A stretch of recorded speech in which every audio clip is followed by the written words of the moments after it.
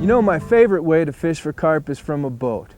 The higher vantage point really helps me to spot fish and also helps me make a better approach and presentation.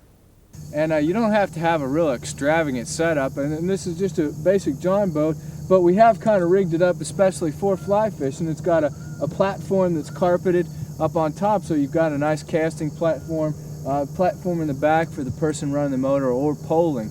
This one has the motor in the back. A lot of times you'll find it useful to have a motor up front on some of these, but it's really been set up for fly fishing and really is probably, in a lake especially, the best way to catch carp because you got the much higher vantage point.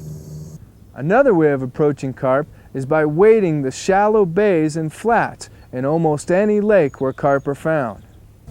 What we're going to do is we're going to walk some shoreline, see if we can spot some carp from the shoreline. You don't have to have a boat or canoe. You don't necessarily have to wade. So if you got some good open banks on any lakes or ponds, it's a good way to find them. One advantage of bank fishing is that the fish tend to be less spooky. They are more used to surface disturbance and commotion between them and the bank than between them and deep water. In other words, a sloppy cast works much better from the bank than from a boat. I think I enjoy this more than fishing out of a boat. Just walking the shoreline, spotting fish. Good exercise too.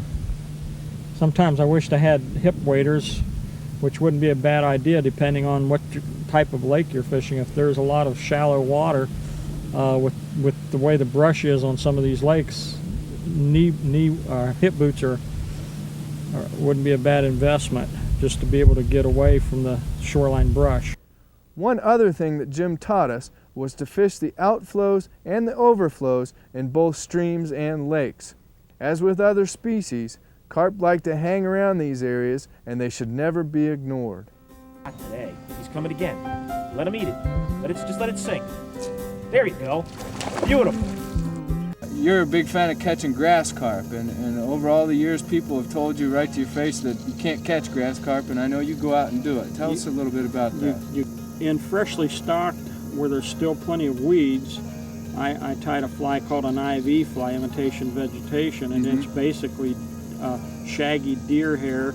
He is more oblong and slender, much more of a trouty looking fish for those of you that are into that.